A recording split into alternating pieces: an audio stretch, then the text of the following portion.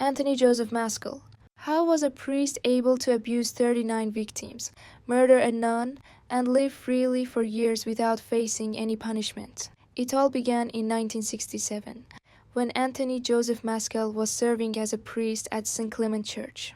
In the same year, he was accused of forcing one of the altar boys, named Charles Franz, to drink wine and then abusing him. After this incident, Franz and his family filed a lawsuit against Maskell, but he was neither removed from the priesthood nor put on trial.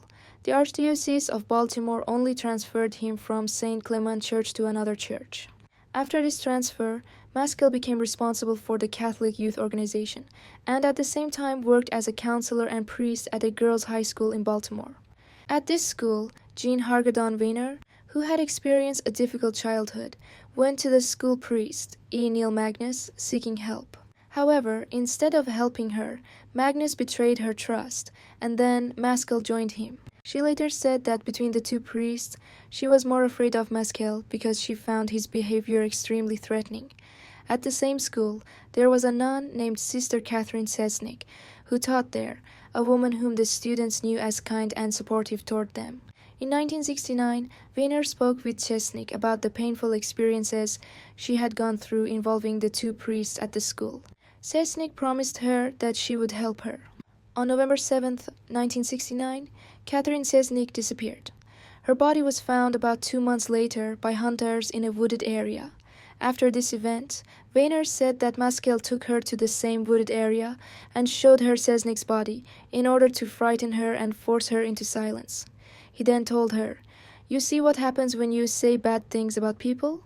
In 1992, after the accusations were raised again, Maskell was removed from priestly duties and was sent to a psychiatric facility for evaluation and treatment. However, sometime later, the church announced that it had not found enough evidence to confirm the accusations, and he was allowed to resume his activities. This situation did not last long. Later, more accusations were made against Maskell.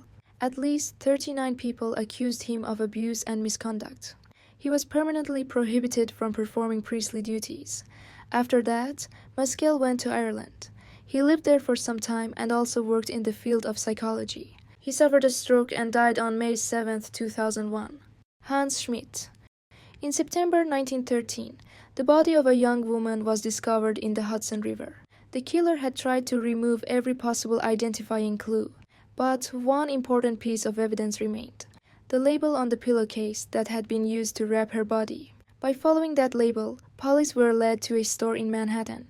From there, they found the address of a man who had purchased a pillow, a mattress, and bedding supplies several days earlier. That clue eventually led investigators to someone few people would have expected: Hans Schmidt, a Catholic priest. During his time as a priest in Germany, Schmidt had faced accusations including abuse of choir boys, secret relationships with women, and associations with prostitutes. In 1908, he was also arrested on charges of fraud.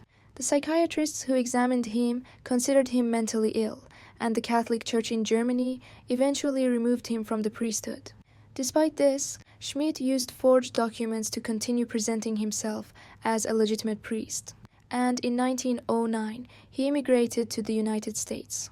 After arriving in New York, he began working at St. Boniface Church. There, he met a church servant, Anna Aumiller. Their relationship quickly developed and became a secret affair. Schmidt promised Anna that he would leave the priesthood for her, and the two even held a private ceremony that resembled a marriage, although it was never legally registered. At the same time, Schmidt was also involved in another secret relationship with Ernest Murray, a New York dentist. Together, they were involved in a counterfeiting operation. In 1913, Anna told Schmidt that she was pregnant. Sometime later, he claimed that while performing a religious ceremony, he had heard a voice from God instructing him to sacrifice Anna for love and atonement. On the night of September 2, 1913, Schmidt went to the apartment where he and Anna had secretly been living. While she was asleep, he took her life and then attempted to hide the evidence of the crime. He disposed of her body in the Hudson River. After the killing, Schmidt returned to the church and continued performing his religious duties. After the remains were discovered, police began their investigation. By examining the available clues, Investigators were led to an apartment on Broadhurst Avenue, where they found evidence connecting Schmidt to the murder. Authorities eventually arrested him, and he quickly confessed to the crime. During the trial, Schmidt's lawyers attempted to argue that mental illness and his family history were responsible for his actions. However, the prosecution rejected this argument, portraying him as a fully aware and deceptive individual. The trial also revealed that several months before Anna's murder, Schmidt had convinced another woman to pretend to be Anna, so that a $5,000 life insurance policy could be taken out in her name. Schmidt himself was the only beneficiary of that policy. In February 1914, the jury found Schmidt guilty of first-degree murder, and the legal sentence was imposed. That sentence was ultimately carried out in 1916. Later, Schmidt's name was connected to several other murder and disappearance cases, including the case of Alma Kellner, a girl whose remains were discovered in the basement of a church. John F. Feit. On the night of April 16, 1960, Irene Garza went to the Sacred Heart Church in the city of McAllen to attend confession, but she never returned home. At first, her family assumed that she had stayed at the church for the Easter Vigil ceremony. However, when there was still no sign of her by 3 a.m., they reported her disappearance to the police. 2 days later, passers-by found Irene's handbag, her left shoe, and her head veil along a road in McAllen. After these belongings were discovered, police launched an extensive investigation to find her. Finally, on April 21st, Irene's body was found in a water canal several kilometers away from where her belongings had been discovered. The medical examiner determined that she had been subjected to abuse and violence before her death, and the cause of death was ruled to be suffocation. Because the body had remained in the water, most physical evidence, including hair, blood, and other traces, had been destroyed. A slide viewing device belonging to Feit was also discovered at the scene. From the very beginning, police focused their attention on John Feit, a 27-year-old priest who had heard Irene's final confession. Members of the church said that the line for confession with Feit was moving unusually slowly that night, and that he had left the church sanctuary several times. After the discovery of the body, other priests also noticed scratches on his hands. In addition, it was said that he had taken Irene to the priest's residence to hear her confession, an action that many considered unusual. He initially denied this, but later admitted that he had heard Irene's confession at the priest's residence. To explain his absence from the sanctuary while hearing confessions, he said that, because of anxiety, he had a habit of playing with his glasses, causing them to break. He claimed that he went to the priest's house to get another pair of glasses, but because he did not have the key with him, he was forced to climb up the outside of the brick building. He claimed that the scratches on his hands were caused while climbing the wall. A few weeks before Irene's murder, he had also faced accusations of mistreating and abusing another woman.